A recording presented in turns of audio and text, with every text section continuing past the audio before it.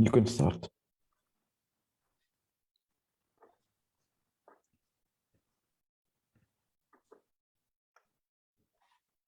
Okay, thank you. Hello, everyone. Thank you for your attendance today in our lecture entitled All the Single Ladies as an Ideal Academic During Times of COVID-19. My name is Thomais Kavra, and I'm a PhD candidate at Pantheon University at the Department of Social Policy and coordinator at the Progender Project. Today it's the 8th online lecture of the Progender Project, which is a digital hub on gender and studies the impact of COVID-19 on gender relations. It focuses on 5 thematic areas. The first one was gender care and labor, the second gender-based violence, the third is women and gender in science, which is a topic that we analyze today. The fourth is gender and communities, and the last one is women in governance.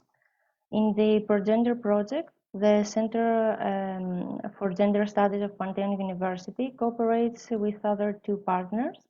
The first one is the RIC, Institute for Gender Equality and Difference of University of Iceland, and the second is the Center for Gender Research of Norwegian University of Science and Technology, from which we coordinate today in order to complete our lecture. Our online lecturer today, Dr. Iya Utov, will be introduced by Sofia Morati, which is a senior researcher at the Center for Gender Research and Gender for Technology and Society at the Norwegian University of Science and Technology. Later on, she will coordinate the discussion. I'm sure that it will be a very interesting and fruitful lecture today. So, Sofia, the floor is yours. Thank you, Thomais. So Thomais has already introduced me. I work at the Center for Gender Research, which is part of the Department of Interdisciplinary Studies of Culture in the Faculty of Humanities of the Norwegian University of Science and Technology. And we were very pleased that Iya Utov accepted our invitation. She's the author of very, very fascinating publications in the area on the topic of gender and diversity interventions in organization and gender dynamics in academia and in knowledge production. I think her work is very original. I like her creativity and her competency. And she works at the Danish Center for Studies in Research and Research Policy at Aarhus University in Denmark, and now soon to be taking up a position at Radboud University in the Netherlands with the Gender and Diversity Group. Wonderful person to listen to. Yeah, the floor is yours. Thank you so much, and thank you for the invitation. I'll just quickly share my screen and then we can start. Can you give me a nod if it's showing? Okay, good.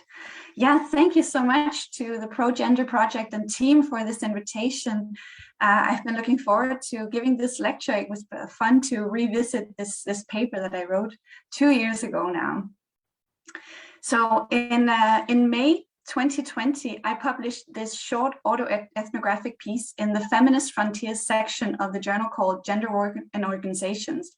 And the title was, as you can see, All the Single Ladies. And I hope that you're already singing Beyonce in your head, because like, why would you want to do that? And of course, with a bit of pop music, research just is a little bit more fun. So that's what I'm aiming for.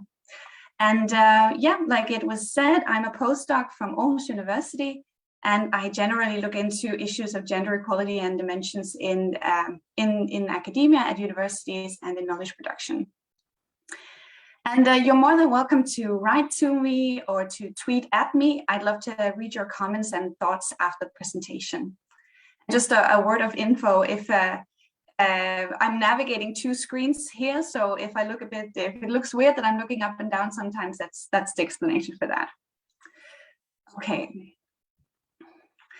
So in early April 2020, and I can hardly believe it's been 2 years since then, this call from the journal Gender Work and Organization came out. I should say that the Feminist Frontiers section is a special section of this journal that publishes all kinds of creative writing pieces and poetry, even collective writings and more research paper-like contributions like mine. So the editors had a wish to document living through the pandemic in lockdown in real time. And Ilaria Boncori's paper, I think, was the first to come out. And later I acted as a friendly reviewer on my good friend Marianne de Costa's contribution. And during that made me think that I'd also like to write something for this call. But in the beginning, I was unsure of what it should be. So what characterized both of these texts was that they focused on the struggles and guilt of mothering, homeschooling, and feelings of insufficiency when working from home during lockdown with kids at home. These articles are beautifully and heartbreakingly written, and I'm sure that a lot of people can recognize themselves in these stories, but they had nothing to do with how I was experiencing lockdown. And then over time, articles like this one began to circulate. And here you have to recall that we were only a few months into the pandemic when I wrote my paper. So at this time, there were no comprehensive analyses of the gendered effects of lockdown and working from home yet. So what I had to go on when I wrote my paper were mainly blogs and op-eds like this one. And in Alessandra Minello's piece, she presents some quite striking quotes. For example, she says that male researchers and other unburdened scholars, which means child-free, were, in her words, stockpiling papers, and this one. And I can honestly say that I certainly did not feel in any way that I was aiming for the stars at that time. More accurately, I felt that I was hanging on by my fingernails. Okay, so for context, I handed in my PhD dissertation by the end of January 2020. And I think it was around the start of April that I got my assessment. And my thesis was luckily approved for defense. But the committee required some revisions before publication. So originally the defense date was set for May 5th, but because of these revisions, it was postponed until May 28th. And at our department, we get these lovely printed little books. And because the production of the books takes some time, my deadline was still May 5th for the revisions. And they were quite extensive revisions. And I should say that they were completely justified. And my dissertation was also so much better for this extra work. But they were tough to get through, as revisions generally are. And the key to understanding why I felt that it was so tough for me was not that I had a toddler crawling around my ankles while working from home during lockdown, but that I'm single and I live by myself. And I'll get back to that a little bit. In my paper, I discuss my experience of working from home while living alone, focusing on 4 aspects. The first one is productivity. Productivity as a premise of the neoliberal university. We all know that performance demands are ever increasing for us as scholars. We see neoliberal productivity imperatives in, for example, the REF, the Research Excellence Framework in the UK, or other quantitative instruments that metrify our work and on which our job security largely rests. Also productivity as relating to general toxic productivity discourses that permeate our culture, referring to, for example, memes and articles that dictate that you're a sad and lonely person, or sorry, sad and lazy person if you didn't learn to speak at least one new language or learn to bake sourdough breads during quarantine. Secondly, work-life balance, which in the literature I've worked with is corrected into work-family balance for women specifically, because this is generally what is meant implicitly when we talk about this idea. We're not talking about some man's capacity to combine his passion for kite surfing with work requirements. It's most often about working mothers and their caring responsibility. And this idea comes from Catherine Rottenberg's work. Work-life balance is tricky in the context of lockdown because it usually refers to more flexibility to increasingly move physically between work and home in order to accommodate different needs. But when we're in quarantine, there is no movement, there is only home. The third one is the ideal academic, which is a revised version of the famous concept, the ideal worker, coined by feminist organization scholar Joan Acker.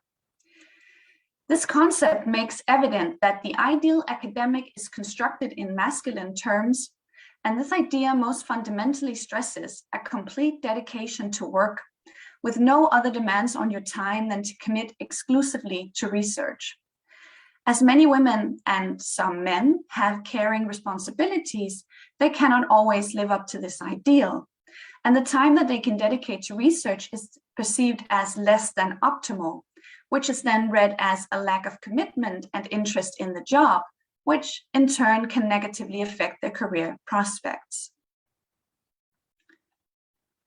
Finally, I discussed a quite important minor factor that we were all and are still living through unprecedented times, a global health crisis, which in itself increases existential anxiety and stress for most of us. So all in all, it's not really the ideal circumstances for anyone to be mass producing papers for A-level journals or to have the energy to take up a new hobby. These were nevertheless prevalent discourses at the start of the pandemic. Okay, so this is my little home office space in my 2-room flat in Aarhus in Denmark, and this is actually where I'm sitting right now. And this is where all the frustrations that I wrote about happened. So beside the fact that I was socially isolated, given the fact that I was working from home and I lived by myself, I felt very isolated in the task of completing the revisions of my dissertation. Normally, I would have all of my colleagues, many of whom are my good friends. I would have my PhD supervisor and my boss close by, and all of them are helpful usually when I, under normal circumstances, need support or advice. In this case, support required much more active reaching out, and what normally happens more informally at the coffee machine and so on at the department. Remember that working in the lockdown was still new to all of us at this time. And well, I'm not good at asking for help in general. So I also felt that since I was the expert on my own research, then making these improvements to my dissertation that the committee had requested and revising it had to lie solely with me. I thought that no one really could help me. And I think that the social isolation kind of exacerbated these feelings, which is of course ridiculous because we all need help all the time. So what happened was that I got so consumed by doing these revisions that cost so much effort for me that I worked more and more since I was home alone all the time anyway. I was working at my desk, at my dinner table, lying in my couch, from my bed. So instead of home taking over work, which was or is the case for many working mothers during lockdown who felt unable to work due to their kids, my work completely took over my home. So in reality, there really was no balance for any of us. And this is a short quote from my article. I was working constantly, but not particularly efficiently. And I felt increasingly panicked I wouldn't be able to do what the committee had asked. Eventually, I was completely stuck between self-doubt and self-pity. So how did I get through that? Well, I asked for help. And I went to stay with my parents for a while, finally also acknowledging the loneliness apart from the academic isolation I've been experiencing, and all helped. But my story of singlehood, adult loneliness, of working to the point of burnout, because what else is there to do in lockdown when you live alone, was not being told anywhere by anyone. So it really led me to wonder and to ask this question: Will anyone accept my struggle as legitimate when it strays from the normative perception of what the struggles of women in their work lives presumably concern, namely work-family balance? I was keenly aware of the privileged situation I was in, that I was in no risk of losing my job or my income. And furthermore, here in Denmark, this stay-at-home order, the lockdown, never really meant that we couldn't leave our houses at all. So I was outdoors walking and running every day. And most importantly, I and my loved ones also remained healthy. And these factors only really added to my guilt of struggling when then, in principle, I had the perfect working conditions. I had no other claims on my time than to do my work. No disturbances. So this was supposedly a great opportunity to really just grind. In this sense, yes, I represented a wholly dedicated, unencumbered, ideal academic who has no work-family needs to balance. I certainly was not unburdened. And the idea that I could be unburdened in a pandemic seems preposterous to me, even without the added work pressure of revising my dissertation. It's a pandemic, it's not a writing retreat. Finally, after some time, a lot of online counter content began to emerge, which took opposition to this idealized, polished, and for me at least, super toxic productivity messages that had until then been most prevalent. Real stories of people's different struggles, like this one. I love this picture. So this imperfectness, and I'm doing air quotes here, this imperfectness and radical honesty inspires me. I need more of this kind of real stories that shatter the shame and the guilt of feeling ever insufficient that so many of us were and are feeling, not just in lockdown, but that has become normalized condition of the neoliberal university, which we who embody academia carry with us across this artificial private professional divide. Such reflections later brought me together with the amazing Mia Plotnikov, who is an associate professor of the Danish School of Education, with whom I published this paper in December 2021. In it, we theorized toxicity not as a feature of the university itself, as for example Smith does, but as the affect states that the neoliberal university produces. Emotions such as shame, envy, rage, that in lockdown we can easily hide behind the optional fun Zoom backgrounds. Toxicity as productivity pressures, but also passivity and numbness or paralysis that leaves us unable to work, is exacerbated in lockdown due to our isolation from each other. So to overcome it requires us to share with each other the filth and the shame that we experience, which will lead us to see that in the pandemic, we all struggle. That's why the toxic productivity content that flooded social media at the start of the pandemic doesn't work. It boils down to, if you didn't manage to achieve whatever, that's on you. And that's why the radically honest stories of imperfectness and struggles do work. They pull the filthiness and the shame from the shadows and out into the open. They counter the isolating effects of toxicity and facilitate instead connectivity and care, which matters, even if it's just online or between writer and reader. But back to my own story. What happened? I can sense that you're impatiently thinking behind your camera of Zoom presences. So it all worked out in the end. I finalized the revisions, the dissertations, the dissertation was printed into lovely little books. And on May 28, 2020, I defended my PhD online. At the time, luckily, restrictions had been lifted enough so that we could have a small celebration with my family and a few colleagues in my boss's garden on a beautiful sunny day. And I really think back very warmly on having that one sort of shining beacon of hope in 2020, which otherwise was a pretty bleak year. But what have I learned from all of this. So since writing the paper 2 years ago, we have had at least 3 more lockdowns in Denmark. So I've had some more time to get the hang of work-life balance while working from home, while living alone. And I definitely understand my own needs better now. I know my limits, and I really do try to put my well-being first. But mostly I know that in times of global crisis, stockpiling papers for A-level journals or learning to knit or bake sourdough bread is utterly important, unless knitting and baking are exactly what you need to unwind.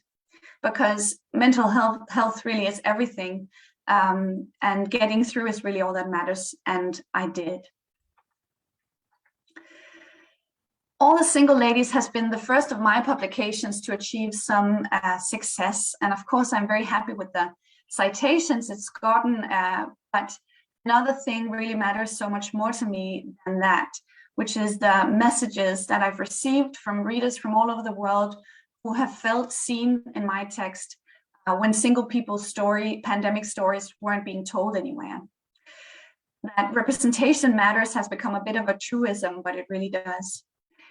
So singlehood is a relatively new area of study, and given the tenacity of the couple norm in most contexts, living as an adult single person remains taboo in many places.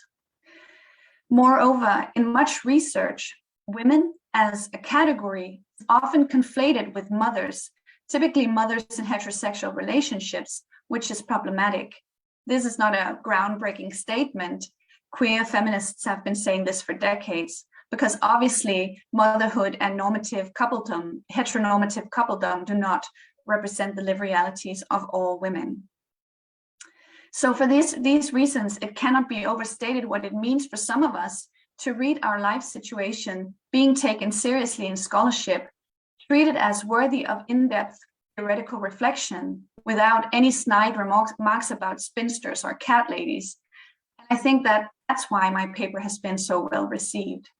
The readers appreciate that I've tried to unfold why working from home while living alone without kids was not the ideal conditions everyone seemed to think it was.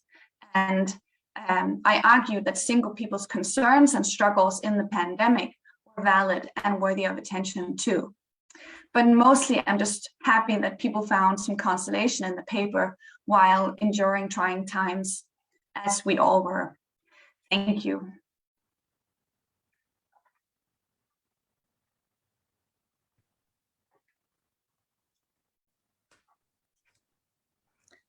Thank you, for this very interesting lecture. And I would like to open the floor to questions and comments from the public.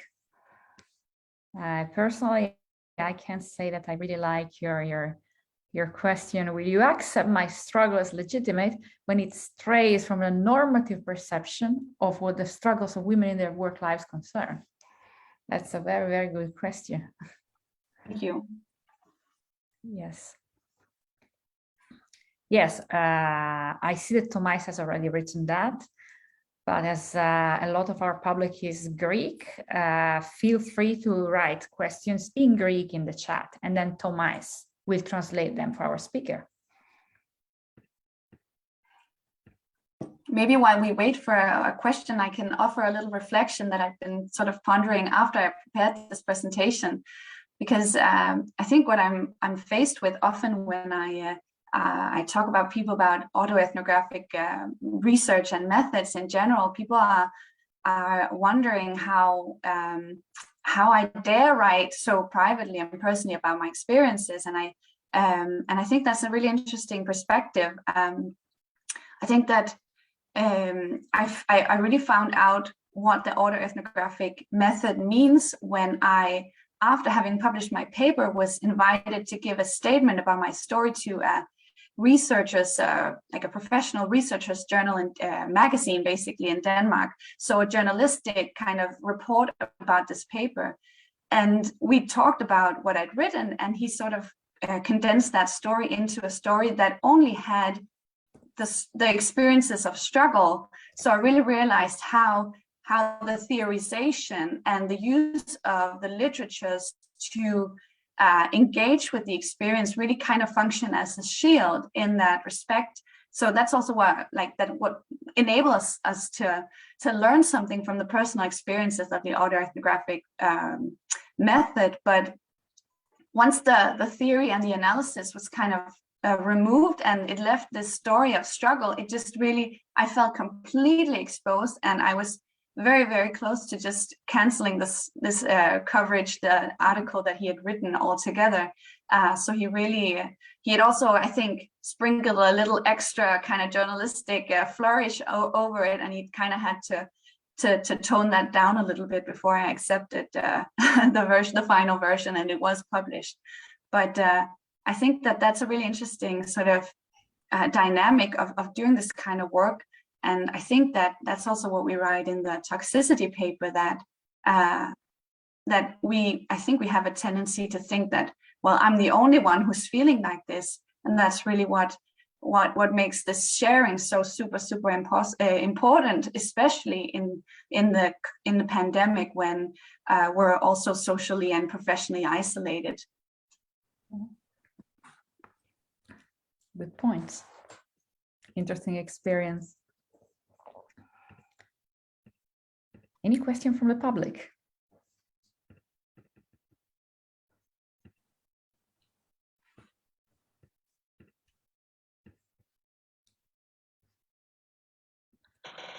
I would like to make some comments. I remember that last year Sophia had made another lecture about the same topic on women in science, and I remember that she mentioned some same topics. For example, that motherhood and childcare were factors that trigger discrimination on women scientists, and and were made like burdens for women to make research or to publish a paper or even a page to complete their PhD. And I think that it was somehow a mistake for everybody to believe that when we are at home, we are free and we are safe. I agree on that about COVID, but we are not free to work as much as we want, and to complete anytime we want the tasks and the papers that we have. Instead of that, it proved, and also that was something that I found that on myself, that it was a much more anxious period and less productive.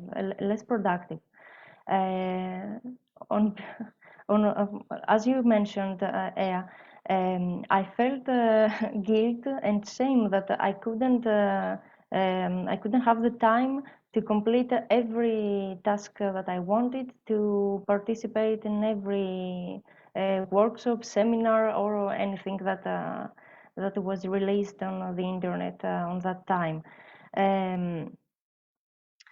But on that point, I think that universities and institutes generally weren't they didn't have the somehow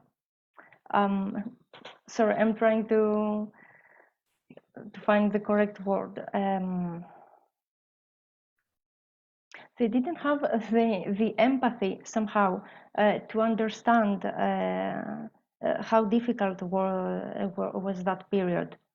And instead of that, they were keep asking for us to be the same person that we were before. And I think that was a mistake from their point, from their side.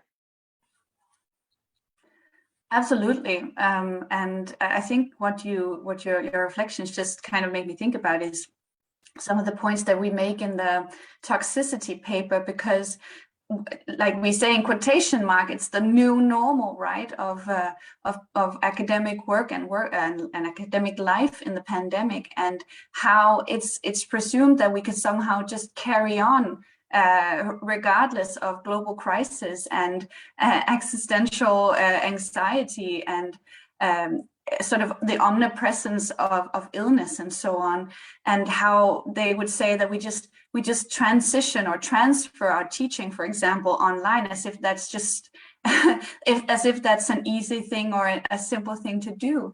And I think that kind of adds to the guilt that we've been feeling. And I completely resonate with what you were saying, that as when things are portrayed as if it's simple and easy and something that you just naturally do when you're put in this completely sort of world-changing position, thrown back home to, for the first time, work, remotely for months at a time.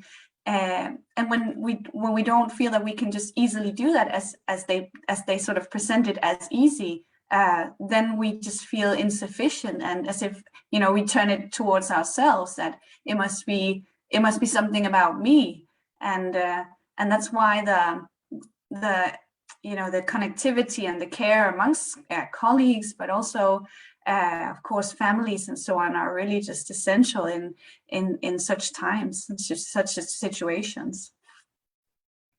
I also think that during the pandemics, I mean, it was a radically new experience, right, for everyone.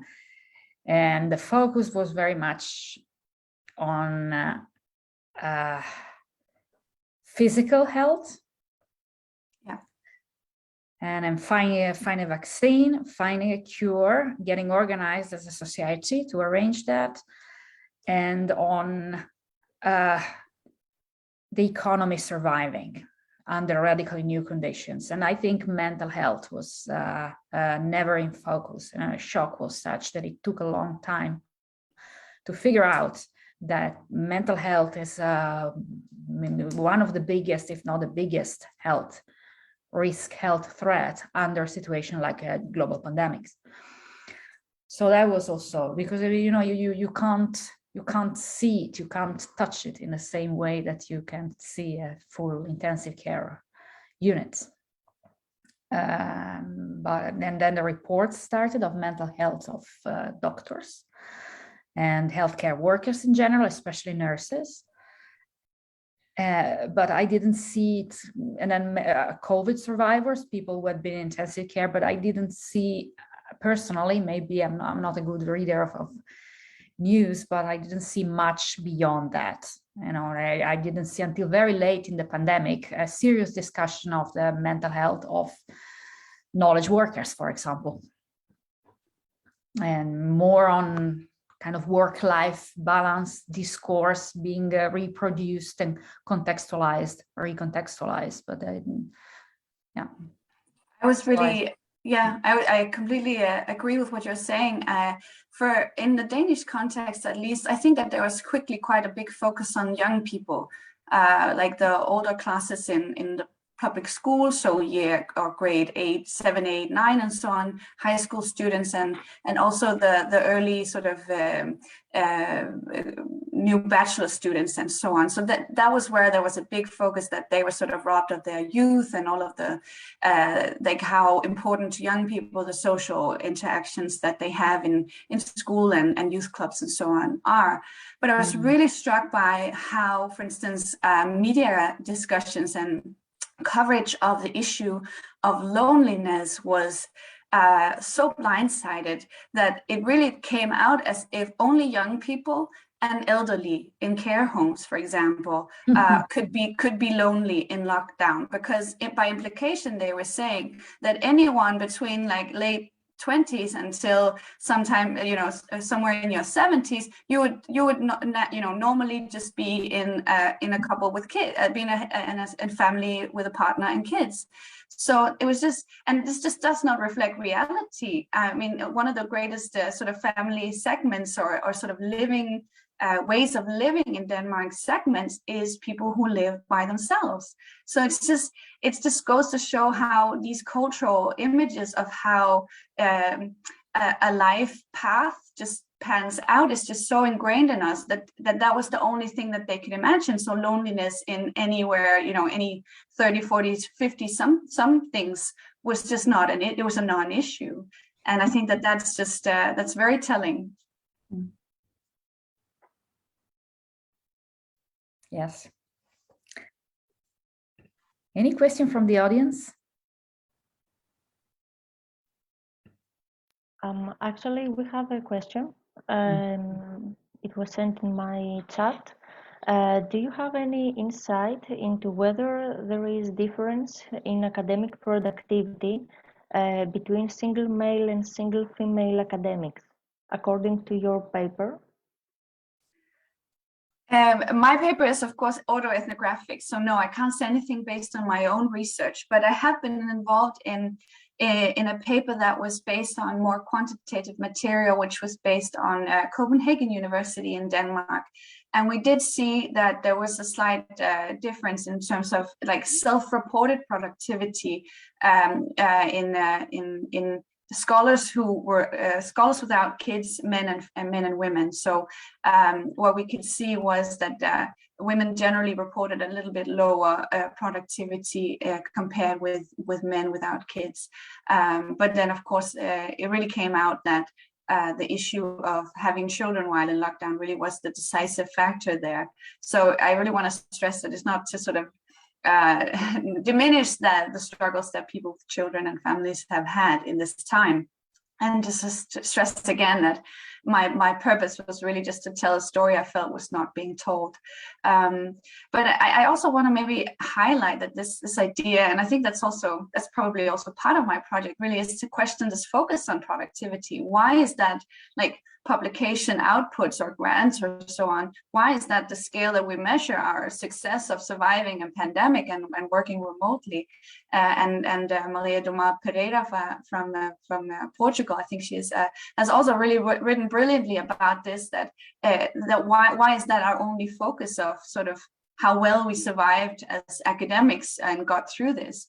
Of course, that's not to say that, you know, we know, because that's the neoliberal university, that our publications matter. They may be the decisive factor of whether we get the next job we're applying for. But maybe we should also sort of just turn to something a little bit more simple and sort of just basic survival and well-being in these challenging times. I think Siri Sørensen has a question, my colleague. Yes, thank you, yeah, for a very interesting presentation. And I actually will pick up where you ended your reflections now, I think, because, and you commented a bit on it in your presentation also, this that you wrote the paper 2 years ago in the beginning, the early stages, and then we've seen different images of reality, and you showed a very nice picture of this messy backstage going on and so on.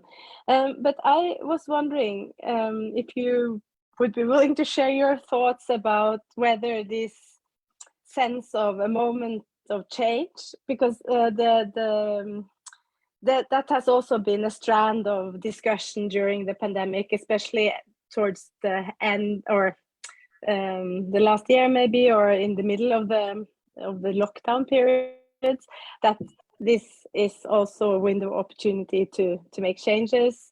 And now we have these texts like yours, the publication you presented, sharing experiences of being an academic and the different experiences of a situation that could be mistaken for the same situation, which is not.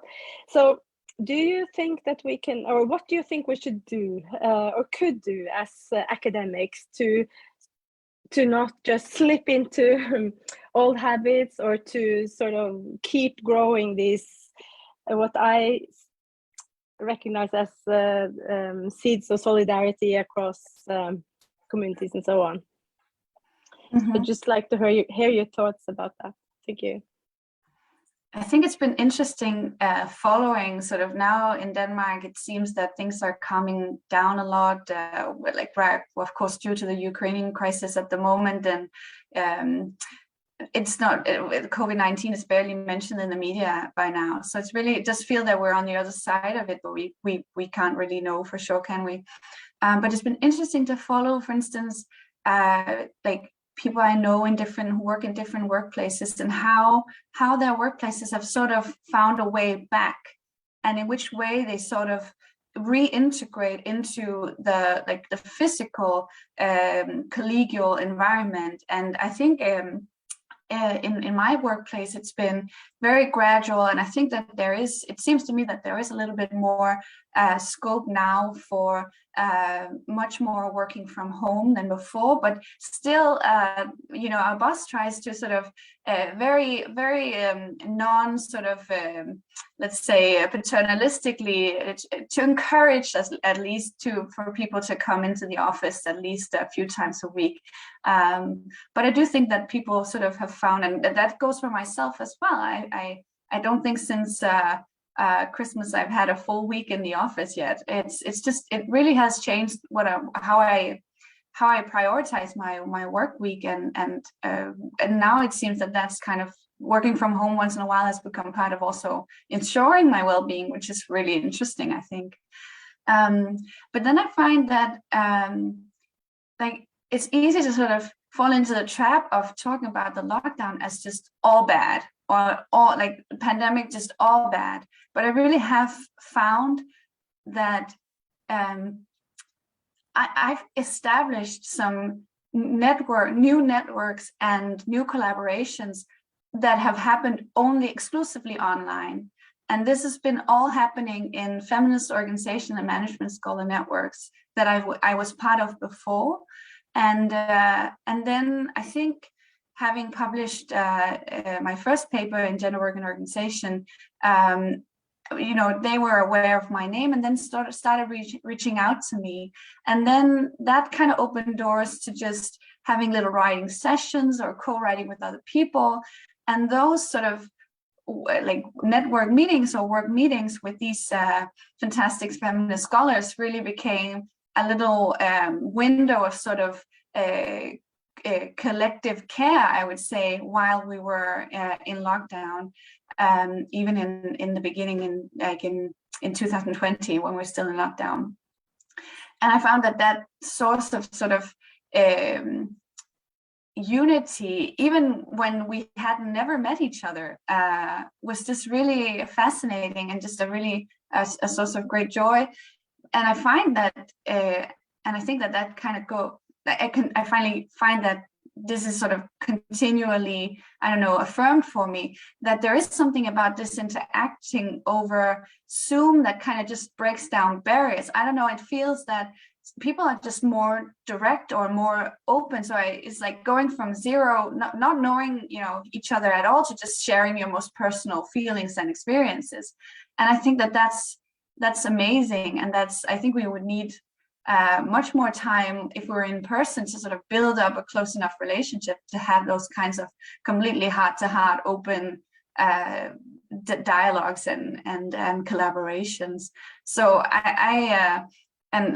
Mia and I rewrite that in the acknowledgements of our paper, that we wrote the paper never having met each other, and she and I only just talked over the phone, so we never even saw each other's faces until November, where we met in person, and we had this kind of in slow-mo running towards each other and giving each other a hug finally, after having become so close in such a short time. So I think it's interesting that it's been both a challenge, but it really has also opened some, at least for me, some very cherished doors.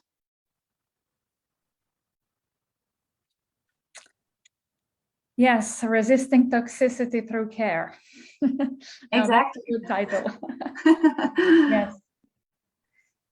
Nice to hear these things. Yes. Are there more questions? I haven't received any direct message in the chat, but maybe Tomás, you have? I have one question from the public and one from me. I will start from the other question from the public.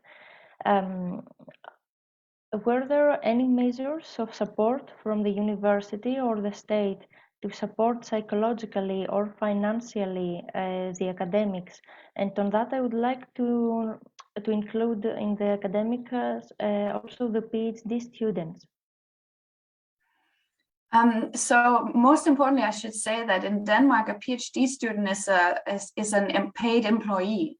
So there was no risk for me to lose my income at this time. So I was just in my contract, and that kept going as it usually does. So I know that this is a really big difference between, as far as I only know, Norway is the only other place that has this system. So there's no risk of me losing my income, as I also said previously. And I guess of course the universities did what they could in many instances, but I think that it would depend on which local environment you were belonging to. So from my side, or from the center that I work in, I had already, before the pandemic started, while I was finishing my, really sort of in the finalizing sprint of finalizing my dissertation, I had been lended all the equipment that I needed to set up a home office. So I had a monitor, I had a proper chair, I had anything sort of to get going. So this was already in my apartment when the lockdown hit us, which was really fortunate. So I had a good place to work, of course. So I think that may have been a thing that at least some centers or departments in Danish universities kind of offered. As far as I understand, those PhDs who were really severely affected, for instance, if you had missed out on field work because of not being able to travel, or if you had missed out on some lab work that you couldn't carry out when we were all working from home, I know that it was a possibility to apply for a 3-month extension to your PhD contract, but I have only ever heard of one who managed to get that extension. So it really had to be a very, very sort of strong, severe reason to get it, apparently, which is, of course, a shame. But and I think it's commonplace for Danish universities to have psychological support services available that you can that staff can access via their or their line management. So I think things like that these have of course been going on also as usual while we were in the pandemic. Thank you. Actually, I'm surprised because in Greece and in our university, Pantheon University, I don't think that it's certain we don't have those benefits to make our home place a workplace with all those the equipment that you mentioned. Mm-hmm. But I'm not sure, and if anyone from the public who are hearing us knows that, please feel free to add your comments. I'm not sure if there is a psychological line in order to feel free and express our thoughts and our fears. I don't think that we have something like that. But we should, and that's something that that leads to my question. From your experience, that it's very that it has different. It's much more different from our side. In the north, in the South European countries, and because ProGender focuses and includes the impact of after pandemic period, what do you think that we could learn from that part of pandemic, and how we could amend that for the future? in order to prevent psychological impacts and not necessarily to be productive like machines, but in order to be healthy and mostly psychological health. Yeah, that's a very interesting question, and I think you're absolutely right that there is one big factor that kind of shapes whether a change toward a more caring university is possible is really how systems are structured. And of course, in Denmark, the universities are public, whereas, for instance, in the US and the UK, they are basically businesses, right? And I don't know how it works in for instance, Greece or other Southern European countries. But obviously, I think that the Danish tradition, and we have a very strong also unionization in Denmark amongst researchers, which really shapes sort of the negotiations are very sort of totally sort of streamlined, because it's been going on in this system of tripartite negotiations between universities, the staff, and the state, basically for decades, so that the benefits that we have and the social security that we have are something that that the unions have fought for and have won us. And I know that, of course, that doesn't happen elsewhere, and that's why I really also try to make sure that I say that I am very aware of my privileges of having been employed exactly where I was when all of this happened. But I was perhaps last year, I think I was invited to review a paper, and I'm really sad that I never really found out what happened to that paper, whether it was rejected. But I never heard anything back from the editor. But that paper really sort of got to me, really crept under my skin, because it was I think it was the South African context, where some researchers had done some, I think it was like quite extensive surveys and as well as interviews, and it really basically boiled down to how how people experienced, and women specifically experienced, the pandemic in South African universities. Boiled down to leadership neglect, as well as even sort of to the point of reporting in the surveys sort of suicidal thoughts. And I really, it was such brutal reading for me. And I remember I wrote in the comments back to the authors that, I mean, this is a call for action. And that's just when the activist in me just kicks right in, because I feel like we should have a revolution to to just shake up the corporate universities to see that it really, I mean, it's not good business to run your researchers down to burnout, like to the point of burnout. That's really bad strategy. But nevertheless, I feel like even in such a privileged context as Denmark, I really think that like people being severely affected by stress or on long-term sick leave because stress is so normalized. It's just like almost seems like a rite of passage somehow, that's what you need to get through to show that you're worthy of staying in this line of work. And I think that's terrible.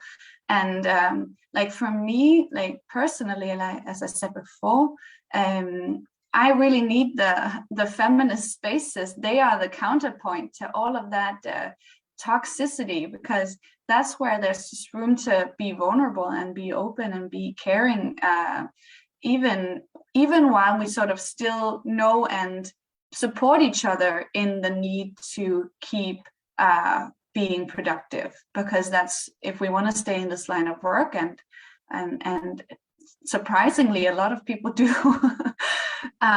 then we do need to keep sort of our keep active and keep producing as well. That was just, I don't know if that answered the question, but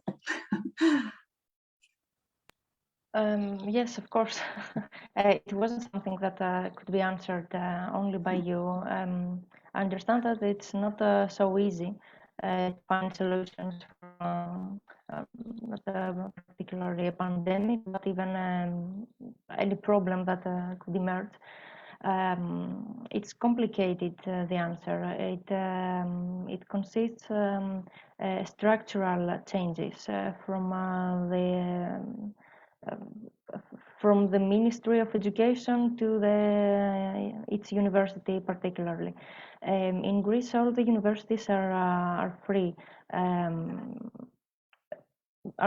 There are some paid colleagues, but they're not. They don't give the same degree as a university. But I would like to hear if there are any other comments from the people who are attending about that. What do you think that we could change or do different in the future? If there are any comments, please feel free.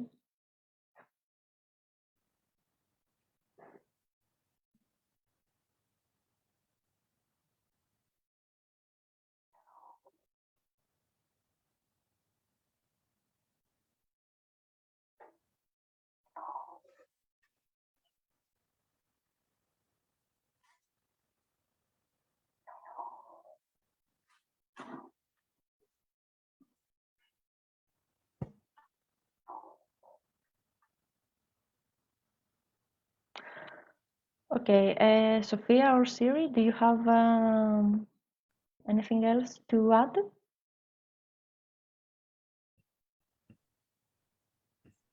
No, not in particular. I think the topic was really well covered. Mm-hmm. And I was hoping to get more feedback from the audience, but I understand that it is thinking of alternatives and a new paradigm is very difficult, even for people who actually have been in this job for many years. So I can imagine that it's a bit confusing to our audience. I mean, we recognize the limits of the present situation, and the difficult part is to make one more step and be creative and think of a new academia. But I think we got some good suggestion in that sense from our speaker, and yeah. May I ask about the paper? Is it free to find that online?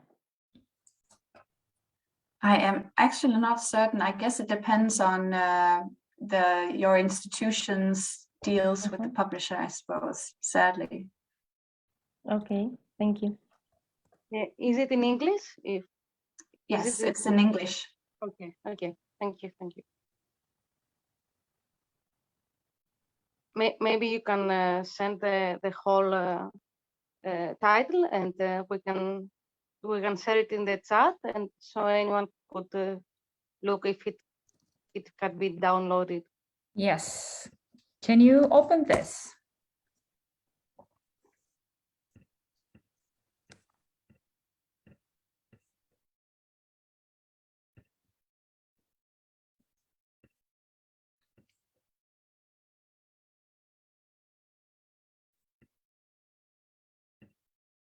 Yes, we can. I can see the PDF. Thank you so much, Sophia. Can you see the full text Yes. of the paper? Okay, then it's open access.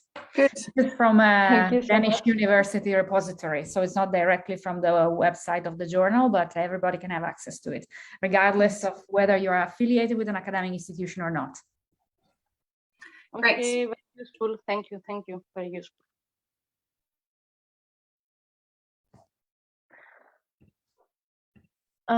If there are any other questions or comments, I think that we can finish our lecture.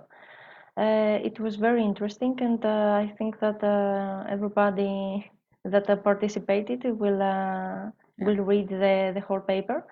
I would like to thank you all for your attendance, and of course Dr. Ria Outov for her presentation and her participation today.